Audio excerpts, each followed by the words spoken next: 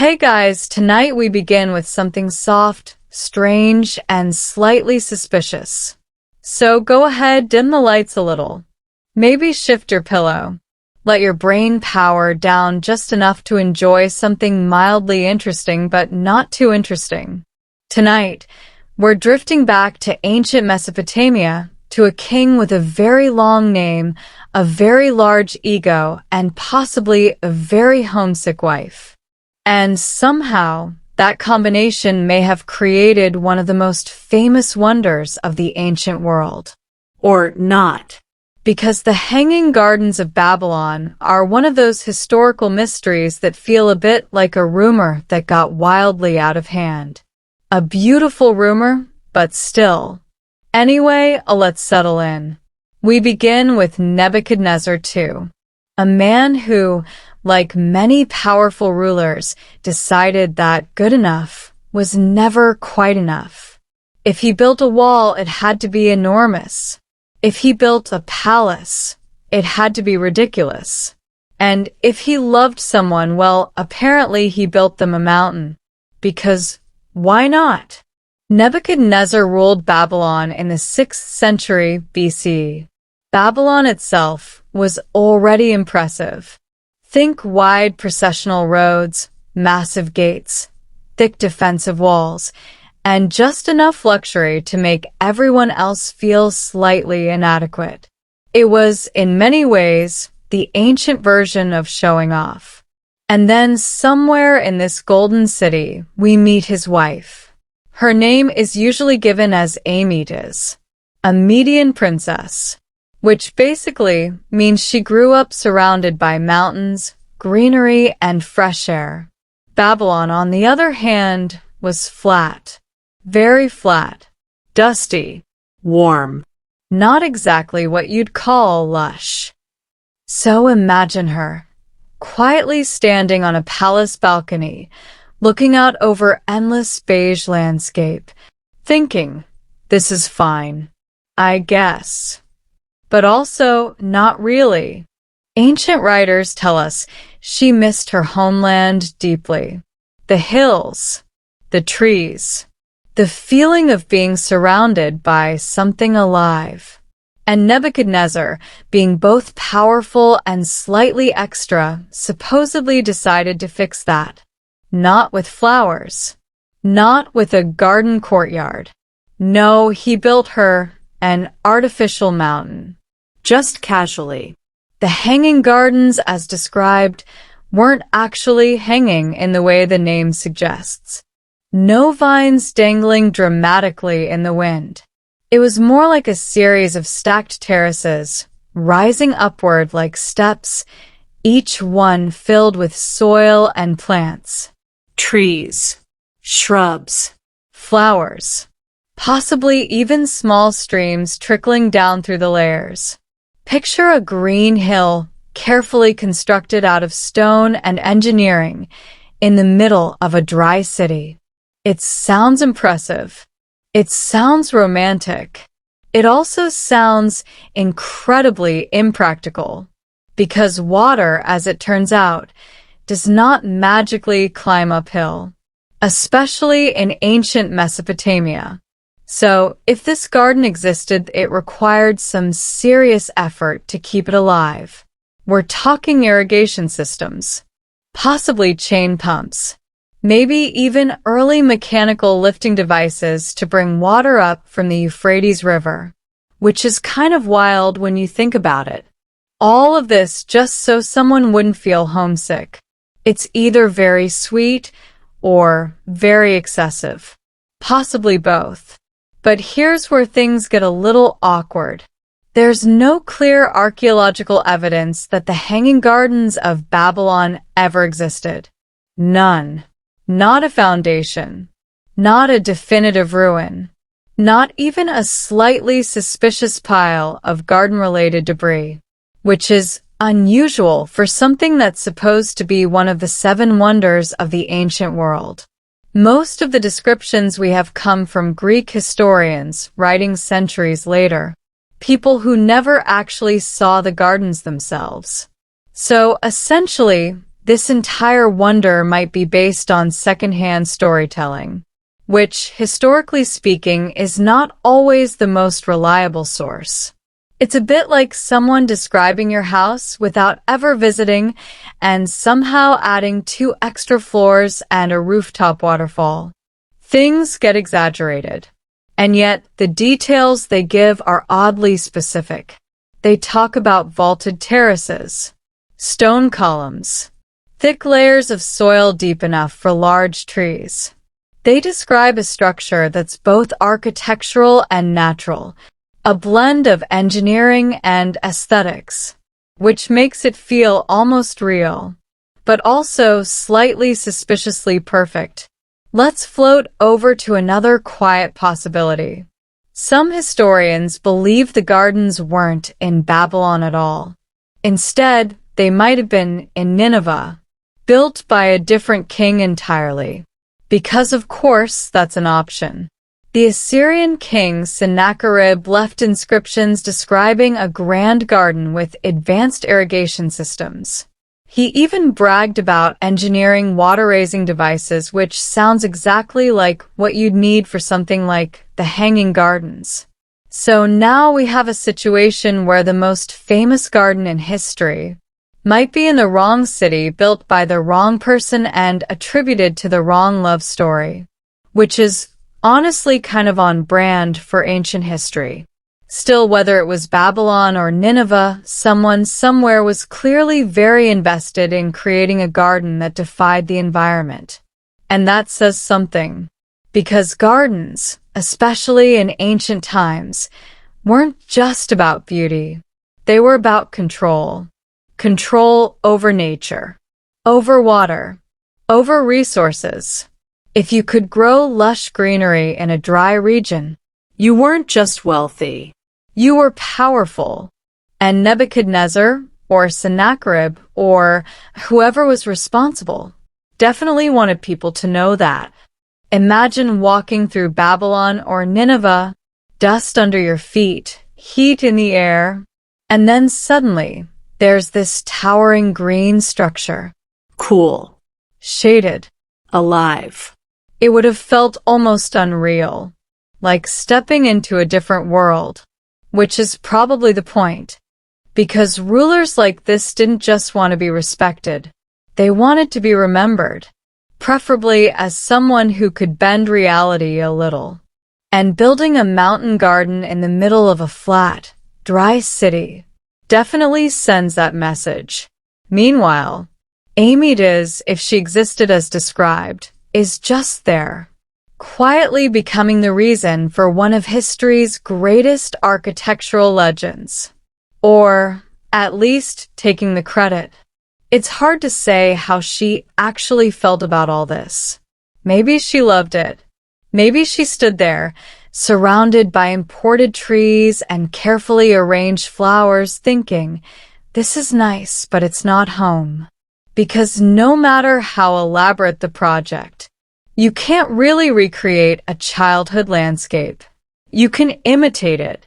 You can build something inspired by it, but it's never quite the same. And there's something quietly sad about that. A king builds a wonder of the world, and it might still not fix the problem. Classic.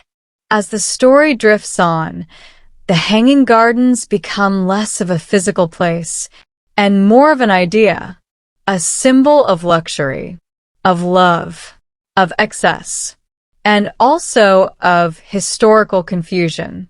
Because centuries later, people are still debating whether they ever existed at all, which gives the whole thing a slightly dreamlike quality, like a memory you're not sure is real, but you kind of hope it is, because it's beautiful, and that's enough sometimes. So, as we settle deeper into the story, we're left with a quiet image, a layered garden rising above an ancient city, water moving upward against all logic, trees growing where they probably shouldn't, and somewhere in the middle of it, a queen, standing still, looking out, and missing home just a little less. Or maybe not at all. Let's just leave her there for now. Hey guys, welcome back. If you're still here, still cozy, still drifting somewhere between curiosity and sleep, perfect. That's exactly where this story works best. Last time, we left a queen standing in a garden that may or may not have existed, surrounded by greenery that may or may not have been real, built by a king who may or may not have been solving homesickness with architecture. So tonight, let's gently wander into the part that feels a little more grounded, or at least slightly less romantic. Because if the hanging gardens were real, someone had to deal with a very simple, very annoying problem. Water does not go up. It's stubborn like that. Gravity exists. And ancient engineers, sadly, could not just turn it off for aesthetic purposes. So, how exactly do you keep an entire hillside garden alive on top of stone terraces in a hot, dry region? You cheat. Carefully. Repeatedly. And with a lot of labor. Ancient descriptions suggest that water was lifted from the Euphrates River, up through the structure, and then distributed across the terraces, which sounds simple until you imagine actually doing it. We're not talking about a small fountain. We're talking about enough water to keep trees alive. Trees to which are famously not low maintenance. Some accounts mention a kind of chain pump, a loop of buckets attached to a rotating mechanism, possibly turned by human or animal power. Picture it slowly turning, bucket after bucket rising, dripping water as it climbs, until finally reaching the top. It's not fast. It's not elegant, but it works. And more importantly, it looks impressive. Because again, this isn't just about keeping plants alive. It's about making a statement. Look at us, the structure seems to say. We have so much control over nature. We can move rivers uphill. Subtle. There's also the possibility of screw-like devices, early versions of what we now call the Archimedean screw. Though technically, that invention is credited later. It's entirely possible that similar concepts existed earlier in some form. Humans, after all, have always been very good at solving problems, especially when pride is involved. And there was definitely pride involved here. Now, once the water reached the top, it had to go somewhere. So the terraces were likely designed to let water flow downward, trickling from one level to the next. A controlled cascade. Not quite a waterfall, more like a slow, deliberate seep. This would keep the soil moist across multiple layers, without washing everything away. Which is important, because nothing ruins a legendary garden faster than a sudden mudslide. The structure itself had to be carefully waterproofed. Ancient writers mention layers of reeds, bitumen, and baked bricks, all working together to keep water from leaking through and weakening the foundation. It's a bit like ancient Tupperware engineering. Seal it properly, or everything goes wrong. And if that system failed even slightly, the entire garden could start to deteriorate. Plants would die. Soil would dry out. The illusion would fade, which makes the whole thing feel even more fragile. Because maintaining something like this isn't a one-time effort. It's constant. Day after day, someone had to operate those water systems. Someone had to tend the plants. Trim, replant, replace. This wasn't a magical floating paradise. It was work. Quiet, repetitive, endless work. And the people doing that work are almost completely invisible in the story, which is not surprising. Ancient wonders tend to focus on the kings and queens, not the laborers turning the wheels in the background. But Without them, none of this exists. No terraces, no greenery, no legend, just another dry patch of land. Let's pause there for a second, because there's something oddly calming about imagining the daily rhythm of this place. The slow creak of wooden mechanisms, water sloshing gently in buckets, footsteps on warm stone, gardeners moving quietly between plants, checking leaves, adjusting soil, doing the same tasks over and over again. Not dramatic, not exciting, just steady. And maybe that's part of why this story endures. It's not just about grandeur. It's about the contrast. A massive, almost impossible structure, sustained by small, repetitive actions. Now, let's gently drift into another question. If this was all so elaborate, why don't we have clearer evidence? Why hasn't archaeology confirmed it? Well, Babylon has been excavated extensively. And while we've found impressive structures, walls, gates, palaces, nothing clearly matches the descriptions of the Hanging Gardens. No towering terraces, no unmistakable irrigation system built into a mountain-like structure, which leads to a few possibilities. 1. The gardens never existed, just a story that grew more detailed over time. 2. They existed, but were destroyed so completely that little remains. Erosion, rebuilding, time, they tend to erase things. Or 3. They're somewhere else entirely. Which brings us back, quietly, to Nineveh. The Assyrian king Sennacherib described a garden with wonder for all peoples. He talked about raising water to great heights, about creating a landscape that mimicked mountainous regions. It's all very familiar, almost like someone read his inscriptions later and accidentally or conveniently assigned them to Babylon instead. Because Babylon had the better reputation, better branding, you might say.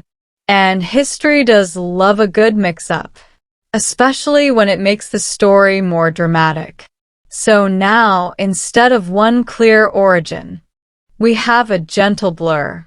Babylon or Nineveh, Nebuchadnezzar or Sennacherib, fact or embellishment. And somewhere in that blur, the Hanging Gardens continue to exist.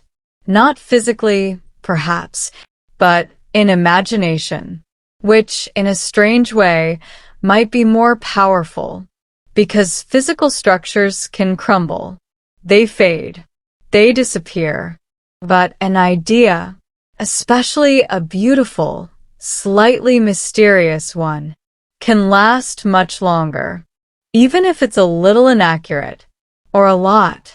As we ease toward the end of this part, let's return to the image of water, slowly rising, defying its natural direction, just enough to keep something alive. It's a quiet kind of defiance, not loud, not dramatic, just persistent. And whether the gardens were real or not, that idea feels very real. People trying to recreate what they've lost, using whatever tools they have, sometimes succeeding, sometimes just creating something new that sort of resembles the original, and calling it close enough.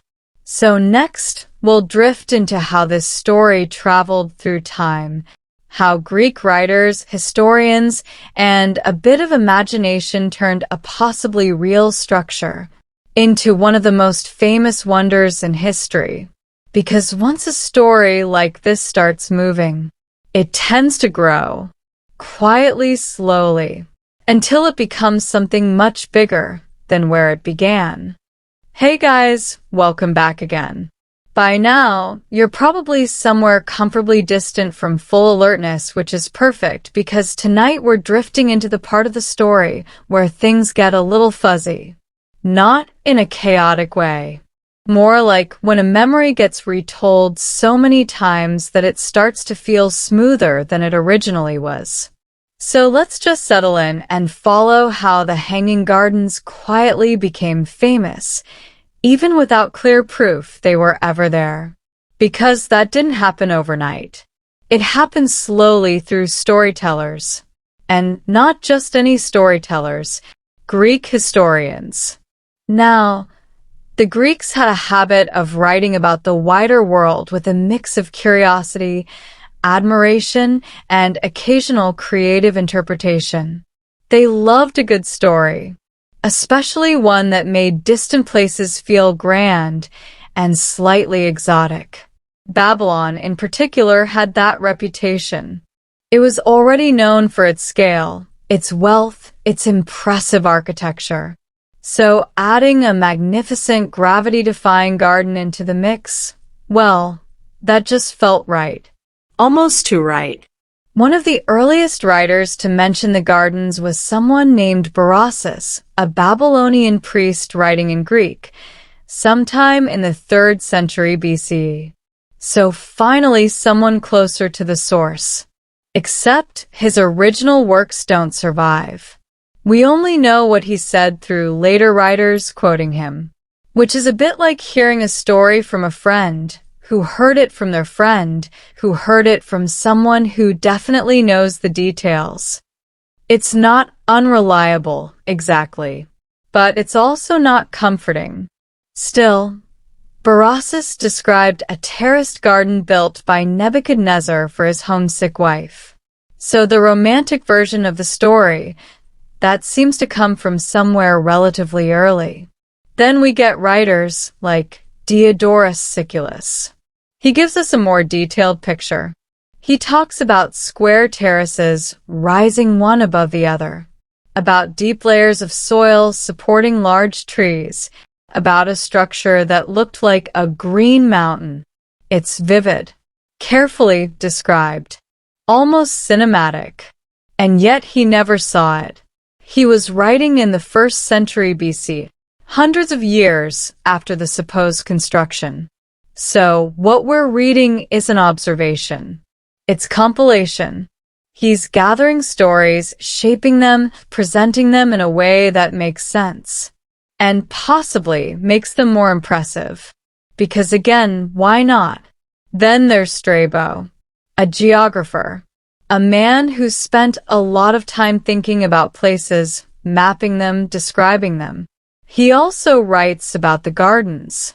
He mentions the water lifting systems, the terraces, the engineering involved, which, again, sounds very convincing.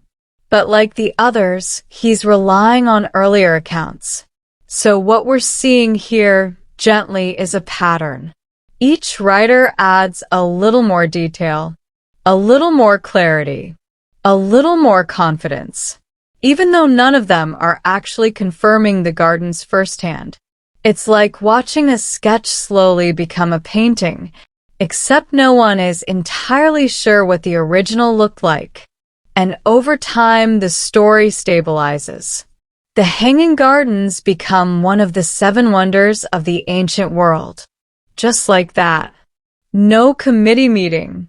No official verification process. Just enough people agreeing that it sounded impressive enough to belong on the list. Which is honestly kind of charming. And slightly concerning. Because the other wonders, at least most of them, have clearer evidence. The Great Pyramid of Giza still standing. The statue of Zeus at Olympia, well documented. The Temple of Artemis, repeatedly rebuilt and described. But the Hanging Gardens? They exist mostly in text, in descriptions, in imagination. And yet they're right there on the list. As if everyone collectively decided, yes, this sounds real enough. Let's go with it. Let's float gently into the idea of why that happened. Part of it is simple. People like beautiful stories. A king building a lush garden for his homesick queen. It's soft. It's human. It adds emotion to something that might otherwise just be architecture. And ancient writers weren't just recording facts. They were also shaping narratives, creating meaning. So, even if the details were uncertain, the story felt true. And that was enough. There's also the fact that the ancient world was large. Travel was limited. Verification was difficult. If someone described a wonder in a distant land, you couldn't just go check.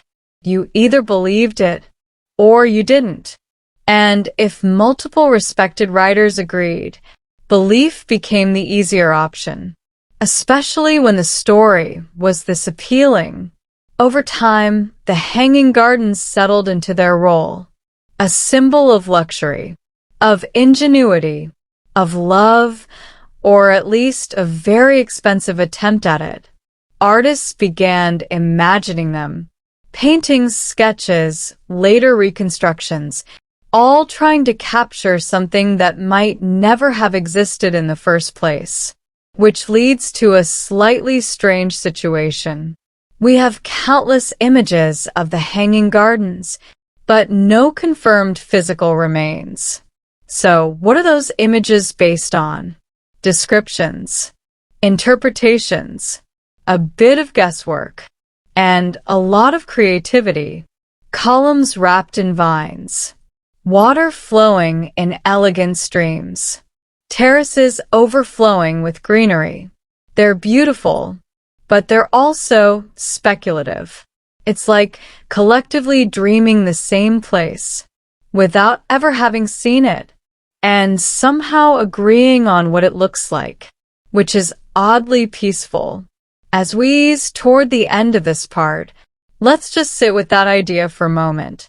A wonder of the world built as much from words as from stone, maintained not by irrigation systems, but by storytelling, each generation passing it along, adding small details, smoothing rough edges, until it becomes something stable, even if the original was uncertain. And maybe that's why the Hanging Gardens endure, not because they were the largest, or the most durable, or even the most real, but because they exist in that soft space between history and imagination, where things don't have to be fully proven to feel meaningful.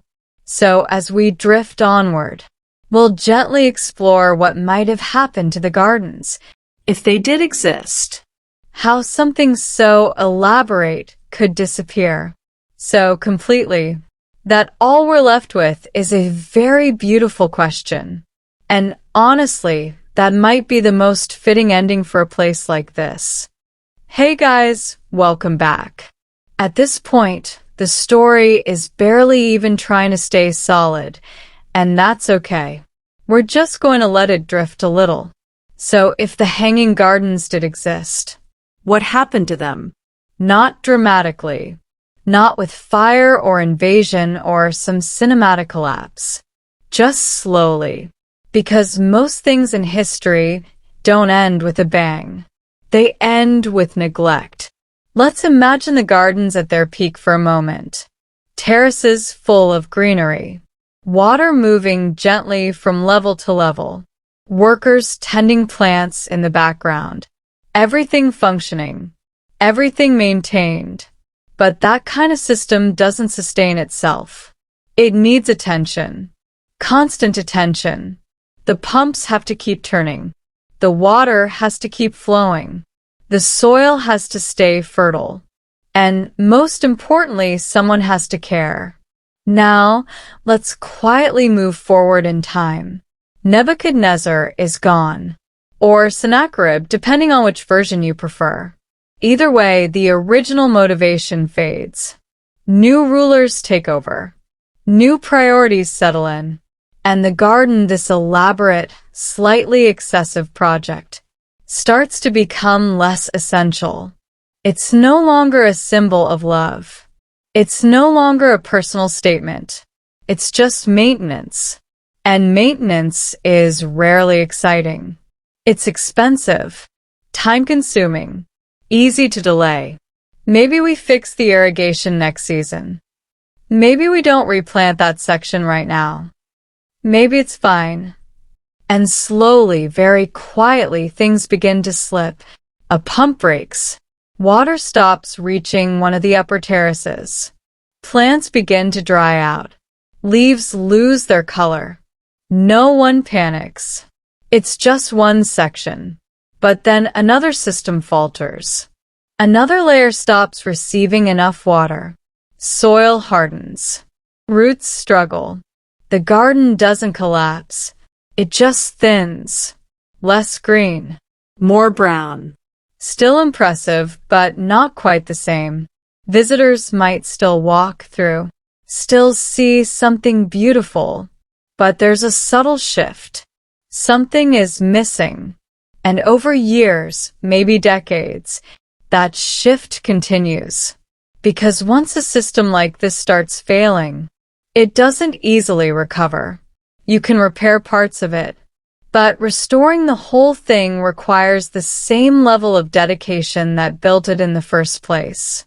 And that level of dedication is rare, especially when there are wars to fight, cities to manage, power to maintain. A garden, even a very famous one, becomes optional. Let's float gently a little further forward. The structure itself begins to weaken. Waterproof layers degrade. Bitumen cracks. Bricks shift under the weight of soil and roots. And remember, this isn't just a garden. It's a heavy, layered construction. If water seeps where it shouldn't, if foundations soften, small structural problems begin to form. Nothing dramatic, just slow strain. A crack here, a slight tilt there. The kind of changes that don't feel urgent until they accumulate. And meanwhile, the city around it continues to evolve. Buildings are repurposed. Materials are reused. Because ancient cities were practical like that. If you had a perfectly good set of bricks, you didn't just leave them sitting in an abandoned structure. You took them. You built something new. So over time, parts of the garden might have been dismantled. Not intentionally destroying it, Just recycling. quietly, Piece by piece.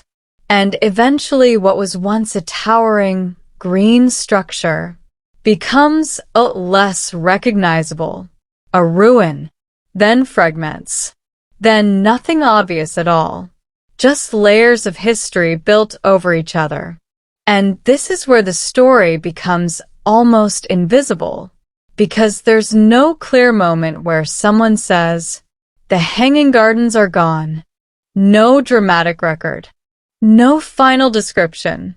Just silence. Writers stop mentioning them. Travelers stop describing them. The story fades out without announcing its exit, which feels strangely fitting. A garden, after all, is not meant to last forever. It grows. It changes. It requires care. And without that care, it returns to something simpler. So maybe the hanging gardens didn't collapse. Maybe they just stopped being maintained, and over time stopped being remembered as something real. Instead, they drifted into something softer. A story, a memory, a possibility. Let's sit with that for a moment, because there's something oddly peaceful about it. Not everything needs a dramatic ending. Some things just fade. And in fading, they leave behind space for imagination, which, in this case, turned out to be quite powerful. Because even after the physical structure, if it existed, was gone, the idea of it continued to grow. Writers described it. Artists imagined it. Historians debated it. It became larger in absence than it might have been in reality. And that's a quiet kind of transformation, from stone and soil to words and images, from something you could walk through to something you can only picture in your mind. And maybe that version is easier to maintain. No irrigation required. No pumps. No labor. Just memory. Or something close to it. As we slowly ease out of this part, we're left with a gentle uncertainty. The hanging gardens might have existed, or they might not have. They might have stood for decades, or centuries, or only in someone's description. But either way, they've become something lasting, not in the physical sense, but in the quiet persistence of the story. And that's not a bad outcome for a garden. So next we'll drift into how modern archaeology and historians have tried, very calmly, very patiently, to untangle this mystery. Looking for traces, Clues. anything solid, and finding, well, just enough to keep the question alive. Which, honestly, might be the most comfortable place for it to stay. Hey guys, welcome back. By now, the hanging gardens are doing what they do best, quietly refusing to be confirmed. And honestly, they're very good at it. So tonight, let's gently drift into the modern world, where archaeologists, historians, and very patient researchers have been trying calmly, methodically, to figure out if this whole thing actually happened. Spoiler, they're still not entirely sure. But they've tried. Oh, they've definitely tried. Let's begin in the late 19th and early 20th centuries, when archaeology started becoming a bit more organized. Less treasure hunting, more careful digging. Or at least that was the goal. One of the key figures here is Robert Koldewey, a German archaeologist who spent years excavating the ruins of Babylon. And when I say years, I mean it. Dust. Heat. Endless layers of ancient debris. The kind of work that requires patience and a very high tolerance for disappointment. Koldewey was particularly interested in finding something that matched the descriptions of the hanging gardens. Because if they existed, surely there would be something left behind. A foundation, a structure, anything that hinted at large-scale terrace construction. And at one point he thought he had found it. He uncovered a series of thick walls and vaulted rooms, unusual compared to other known Babylonian structures. Nearby, there was also evidence of a well and what looked like a system that could have supported water lifting. So naturally, he connected the dots. This must be it, he thought. Or, at least, something very close to it. And for a while, people were cautiously optimistic. Finally, a possible physical trace. But as more research continued, doubts started to creep in. Because the structure Koldewey found didn't quite match the descriptions from ancient texts. It wasn't clearly a towering, multi-level terrace system. It didn't scream lush mountain garden. It felt smaller, more practical, less legendary. Some scholars suggested it might have been a storage facility, or part of the palace infrastructure. Useful, but not exactly one of the seven wonders. So the excitement softened. Not disappeared, just adjusted. Maybe Koldewey found something important, but not that important. Let's gently shift to another line of thinking. Some modern historians have revisited the idea that the gardens were never in Babylon at all, but in Nineveh. Which brings us back to that quietly confident Assyrian king, Sennacherib. His inscriptions describe a palace complex with extensive gardens, and more importantly, advanced water systems. He even refers to a kind of water-raising device, which sounds suspiciously like the mechanisms we talked about earlier. And unlike the Babylonian case, there is archaeological evidence of sophisticated aqueducts and irrigation works in Nineveh. stone channels, water control systems. Clear signs that someone was moving water around in impressive ways. It's not a perfect match, but it's closer. And some scholars have suggested that later Greek writers, hearing about these gardens, simply attributed them to Babylon instead, because Babylon was the more famous city. Better branding, again. So now we have two main possibilities quietly coexisting. One, the Hanging Gardens existed in Babylon but left little trace. Two, they existed in Nineveh and were later misattributed. And then there's a third option, the one that archaeologists don't always love to say out loud, that the gardens in the exact form described never existed at all, that the story is a blend of real elements, gardens, irrigation systems, royal projects, combined and expanded over time. Not a lie exactly, more like a slow exaggeration, a layering of details, until the final version becomes something grander than the original. And honestly, that happens a lot in history, not because people are trying to deceive, but because stories naturally evolve. Each retelling smooths things out, fills in gaps, adds just a little more wonder, until eventually you get something like the Hanging Gardens. Beautiful, detailed, and just slightly out of reach. Let's pause for a moment and imagine being one of those archaeologists. You spend years studying texts, mapping ruins, carefully excavating layers of earth. You want to find it, not just for the discovery, but for the clarity, to finally say, yes, this was real, this is where it stood. But instead you find fragments, hints, possibilities, nothing definitive. It's a very quiet kind of frustration, not dramatic, just unresolved. And yet, that unresolved feeling is what keeps the search going. Because as long as there's uncertainty, there's still something to look for. Still a chance, however small, that the next excavation, the next discovery, might reveal something new. So the question stays open. Gently. Persistently.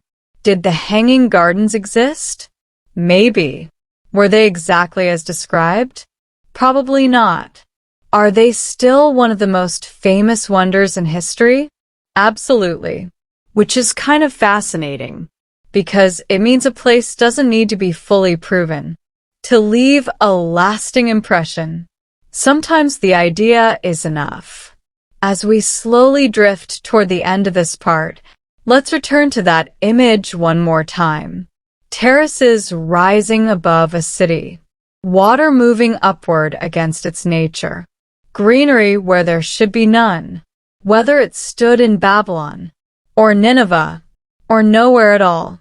It's still there in a way, in descriptions, in imagination, in the quiet space between fact and story. And maybe that's where it belongs. So next we'll gently bring everything together, not with a dramatic conclusion. Hey guys, welcome back. We've made it this far slowly, gently, without really proving anything, which for this story feels strangely appropriate. So now let's just settle in one last time. No big reveals. No dramatic conclusions. Just a quiet landing. Because the Hanging Gardens of Babylon, whether real or imagined, have already done something interesting. They stayed. Not physically, maybe. Not in stone or soil. But in memory. In storytelling. In that soft, in-between place where history and imagination sit next to each other and don't argue too much. And that's kind of rare. Most ancient structures, even the impressive ones, fade in a very straightforward way. They're built, they're used, they decay, they're forgotten. simple. But the hanging gardens didn't follow that path. They seem to have skipped the clear existence part and gone straight into legend, which is a bold move historically speaking. And yet it worked, because even now, thousands of years later, people still talk about them, still picture them, still wonder. Let's just gently gather the pieces we've been drifting through. A king, possibly Nebuchadnezzar II, deciding to build something extraordinary. A queen, possibly homesick, missing mountains that didn't exist in her new world. An idea to recreate that feeling, using terraces, water, and a lot of effort. Or another king, Sennacherib, quietly building a similar garden in a different city, with better engineering evidence behind it. Greek writers collecting stories, shaping them, passing them along. Archaeologists much later, digging carefully, finding fragments, but never quite enough. And through all of that, the garden itself becomes something less solid, less dependent on location, less dependent on proof, more flexible. It becomes a symbol of luxury, of ingenuity, of someone trying, in a very elaborate way, to make another person feel at home, which is a surprisingly soft motivation for something considered a wonder. Most wonders are about scale, power, dominance. Look what we built. Look how big it is. Look how long it will last. But the hanging gardens, if we follow the story, are about something quieter. Look, I tried to make this place feel like yours. And maybe that's why the story held on, because it's easy to connect to, even if the details are uncertain, even if the structure itself never stood exactly as described. The feeling behind it, that part makes sense. And humans tend to keep the parts that make sense, even when everything else gets a little blurry. There's also something comforting about the uncertainty itself. No definitive ruin, no exact blueprint, just descriptions, interpretations, possibilities, which means the gardens can look however you imagine them. More trees, fewer trees, wider terraces, narrower ones, water flowing gently, or just barely enough to keep things alive. It's all adjustable, a kind of shared daydream shaped by whoever happens to be thinking about it. And that's not a bad way for a garden to exist. No maintenance required. No irrigation systems breaking down. No slow fading into dust. Just staying green in the mind. Let's sit with that image for a moment. A structure that doesn't need to be found, to be remembered, that doesn't need to be proven, to feel real.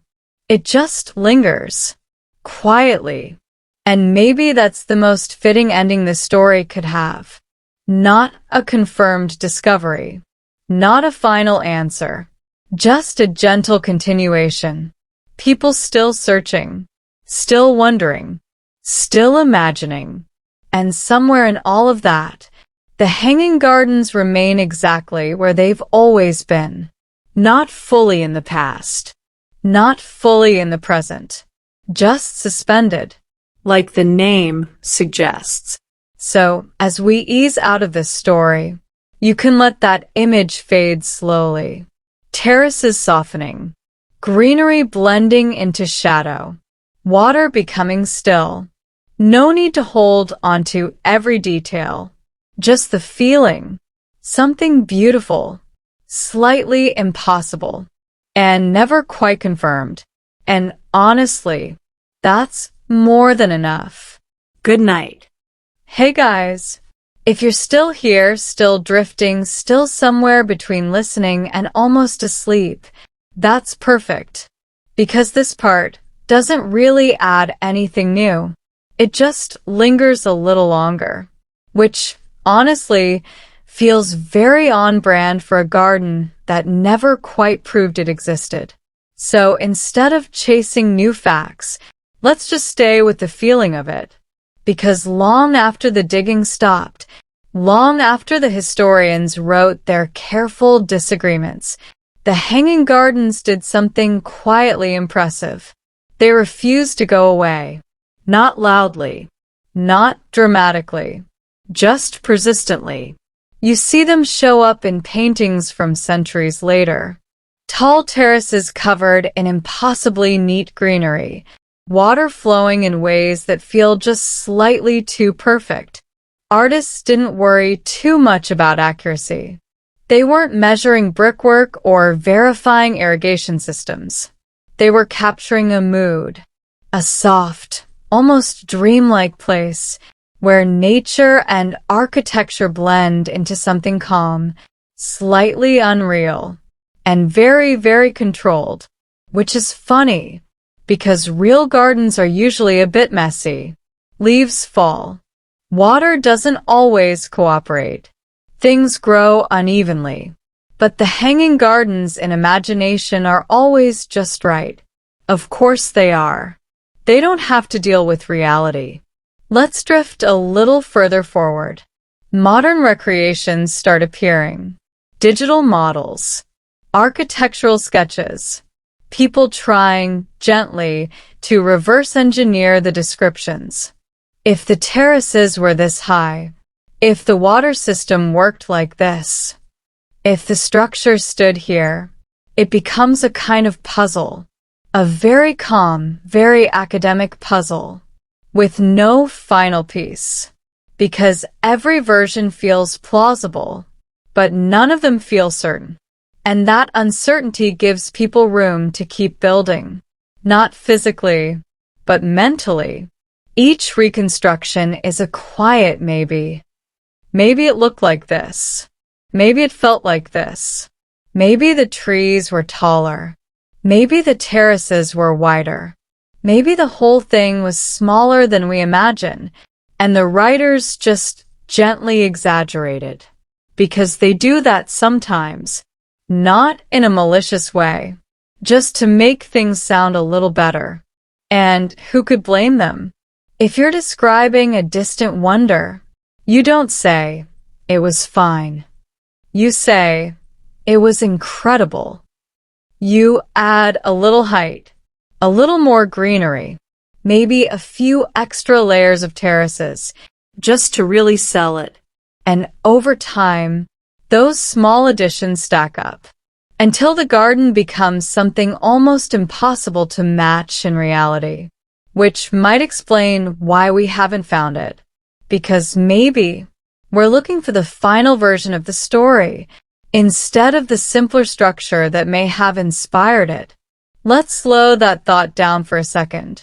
Imagine the original garden, if it existed, was smaller, less dramatic, still beautiful but more manageable, something a king could realistically maintain. Then imagine each retelling, adding just a little more. A higher terrace, a more complex water system, a thicker layer of soil for larger trees. Nothing extreme, just small improvements.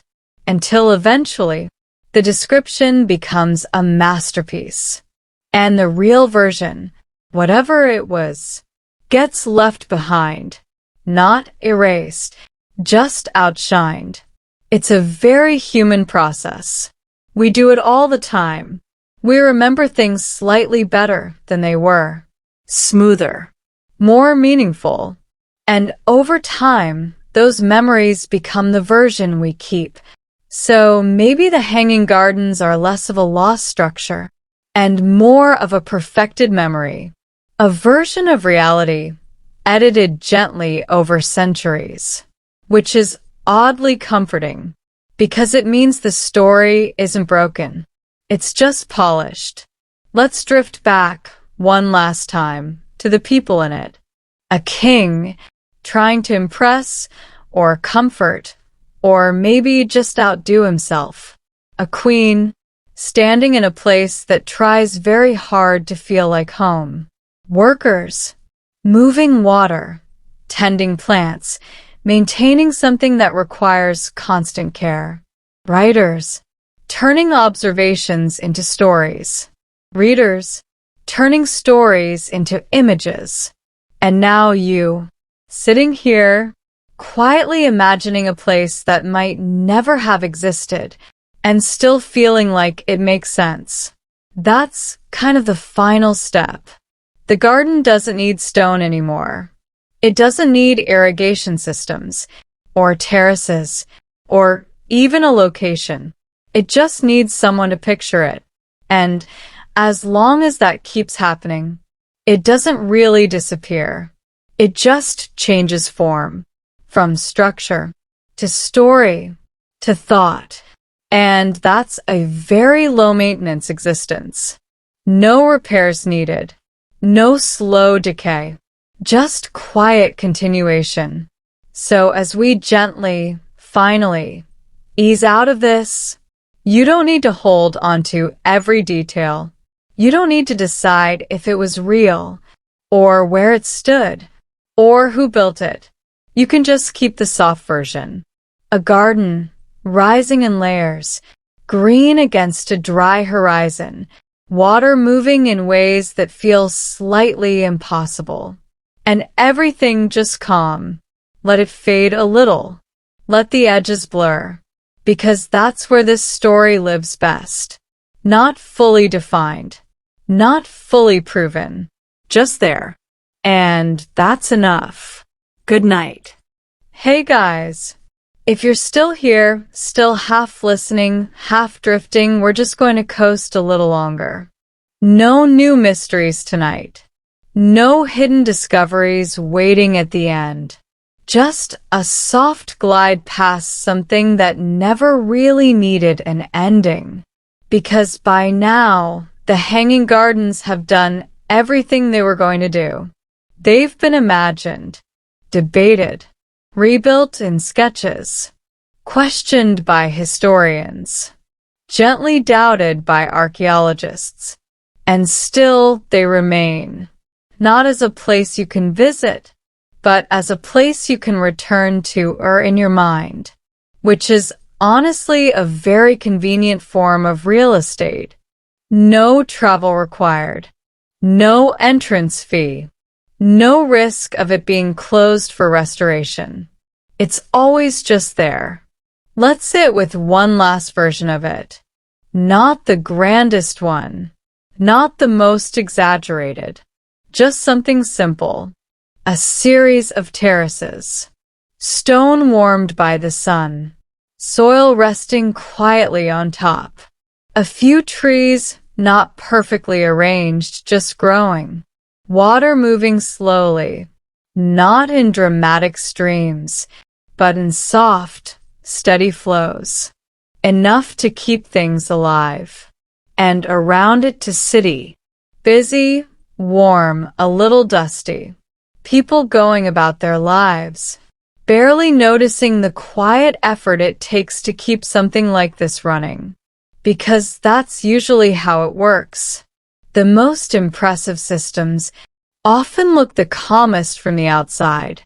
All the complexity is hidden. And over time, even that quiet system fades.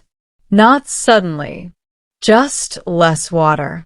Fewer workers, more dry patches, until one day it's no longer a garden, just a structure, then later just a ruin, and eventually not even that, which sounds a little sad, but it's also very normal.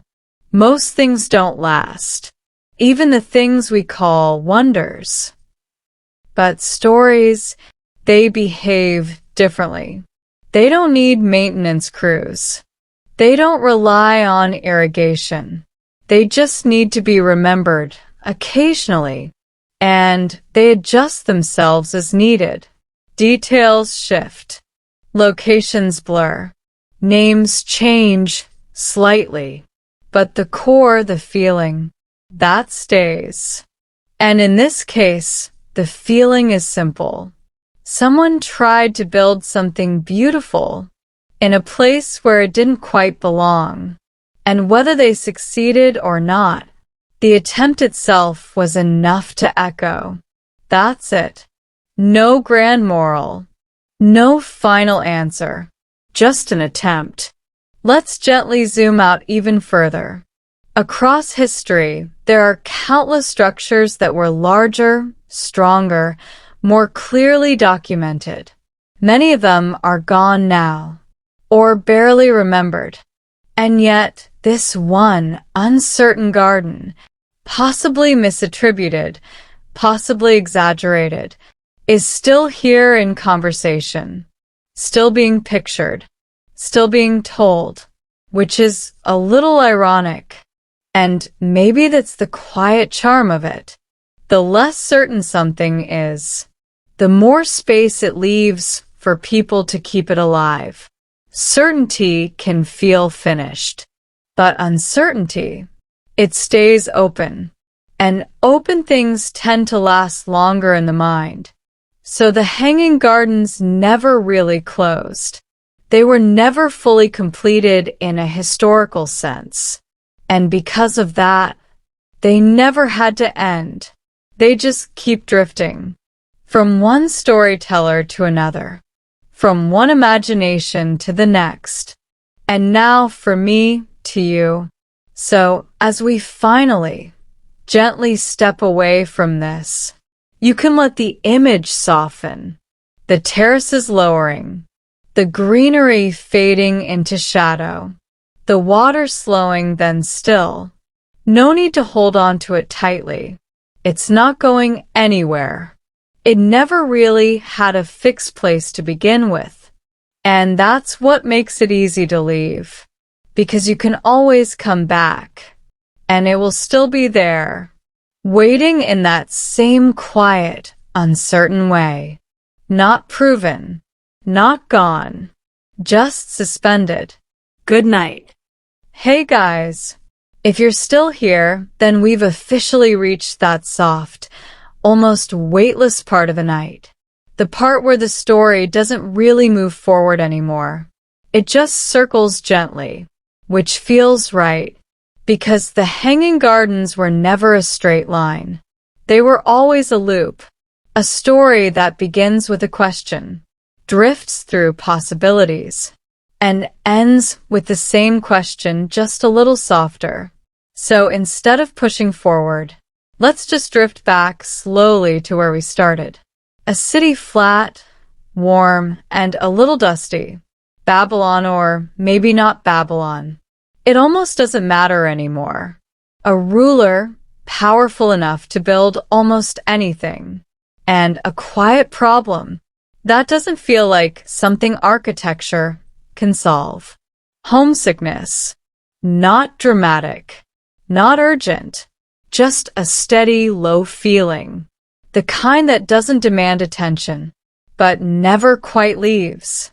And someone, whoever they were, decides to answer that feeling with stone, soil, and water, which is an interesting choice, because you can build walls, you can build temples, but building a feeling, that's harder. And maybe that's why this story stayed, because it wasn't just about construction. It was about translation, turning memory into structure. Turning a landscape into something portable.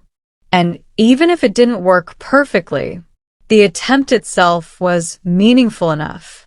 Let's sit in that attempt for a moment.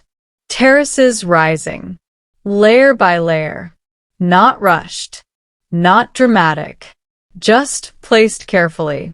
Soil carried upward, water lifted slowly, plants introduced, adjusted, replaced when they didn't quite take. It's not a miracle. It's a process. A quiet, repetitive process. And for a while, maybe it worked. Maybe the air felt a little cooler there. Maybe the shade lasted longer in the afternoon. Maybe just for a moment, it felt a little like somewhere else. And maybe that was enough. Or maybe it wasn't. We never really get that answer, which is fine, because the story doesn't need it. It's not trying to prove success. It's just describing an effort. Let's gently widen the view again. Time passes. People change. Priorities shift. The garden, if it was there, becomes less central, less necessary. Maintenance slows. Water systems falter. Green fades, not all at once, just gradually. And eventually it becomes something else. A memory, then a story, then a question. And that's where we've been this whole time. Not in the garden itself, but in the space after it. The part where people try to piece things together. Writers describing what they heard. Readers imagining what they read. Historians carefully separating what might be true from what probably isn't. And archaeologists quietly digging, hoping for something solid, and finding just enough to keep looking. It's almost like the garden adapted. When it couldn't survive as a structure, it shifted into something lighter. Something that doesn't depend on bricks or water. Something that can exist without proof. And in doing that, it became harder to lose. Because you can lose a building. You can lose a city. But it's much harder to lose an idea that people enjoy returning to. And people do return to this one. Again and again and again. Not because they expect a different answer, but because the question itself is comfortable. Did it exist? It's a soft question. No pressure. No urgency. You can sit with it and not rush to resolve it. And in a world that usually wants clear answers, that's kind of nice. So here we are back at the beginning. A garden that might have been built, or might not. A story that might have started in one place and ended up somewhere else. Details that shifted gently over time. And through all of that, something remained. Not the structure, not the exact truth, just the outline. A layered garden, water moving upward, green where there shouldn't be green. That's all you really need. The rest fills itself in. So, as we ease toward the end of this loop, you don't need to decide anything. You don't need to settle the debate. You can just let the image return one more time, soft, unfinished, slightly out of focus, and then let it drift again, because that's what it does best. It doesn't arrive. It doesn't conclude. It just keeps circling, Quietly. endlessly, and somehow that's enough. Good night. Hey guys, if you're still here, then we've reached that final, quiet stretch where the story barely even pretends to continue. No new facts. No new theories. Just a slow exhale. Because the truth is, we already passed the ending a while ago. We just didn't stop. And that feels right. Because the hanging gardens were never really about a clear finish. They were always about something softer, something that lingers a little longer than it needs to. So, let's not end it sharply. Let's just drift one last time. Back to the terraces. Not the grand, exaggerated version. Not the impossibly tall green mountain. Just something simple. A few levels of stone. Warm under the sun. Soil resting quietly. Not perfect, just enough. A tree here. Another one a little further up. Leaves moving slightly, not dramatically, just enough to remind you that something is alive. Water somewhere in the background. Not rushing. Not sparkling. Just present. A slow, steady movement that keeps everything going without drawing attention to itself. And maybe someone walking through it. Not a king. Not a queen. Just someone. A worker. A caretaker. Checking the soil. Adjusting a small channel of water. doing the kind of work that doesn't get remembered, but makes everything else possible. Because even in the most legendary version of this story, that part had to exist. Quiet effort, repeated over and over. And then one day it stops. Not dramatically. No final moment where someone says, "This is the end of the hanging gardens." Just fewer footsteps, less water moving, more stillness, until the space feels different. Not broken, just inactive. And then time does what it always does. Softens edges, fills gaps, moves things along. Stone becomes part of something else. Soil blends back into the ground.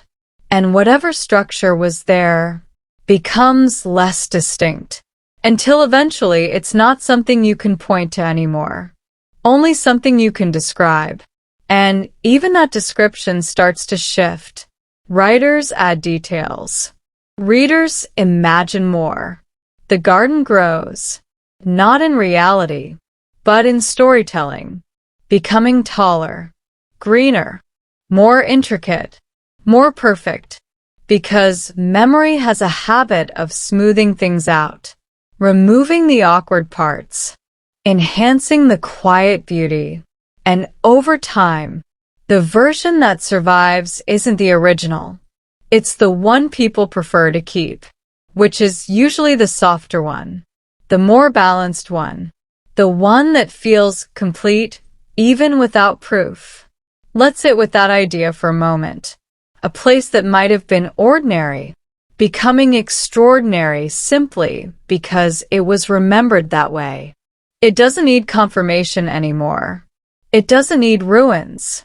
It just needs to be imagined occasionally. And that's enough to keep it present. Even now, even here, as you listen, as your thoughts slow down, as the details begin to blur a little, the garden is still there. Not clearly, not sharply, but softly. A layered shape, a hint of green, a sense of water moving where it shouldn't. And that's all it ever really needed to be. So now we don't close the story. We don't wrap it up neatly. We just let it fade, like a place you walked through, but can't quite map afterward. You remember the feeling, but not every turn. And that's okay, because some places are better that way. Unfinished, uncertain, a little out of reach. So as everything quiets down, you can let the terraces lower, the greenery soften, the water still. No need to hold on to it. It was never something you could fully keep, just something you could visit briefly, and now gently leave behind. Good night.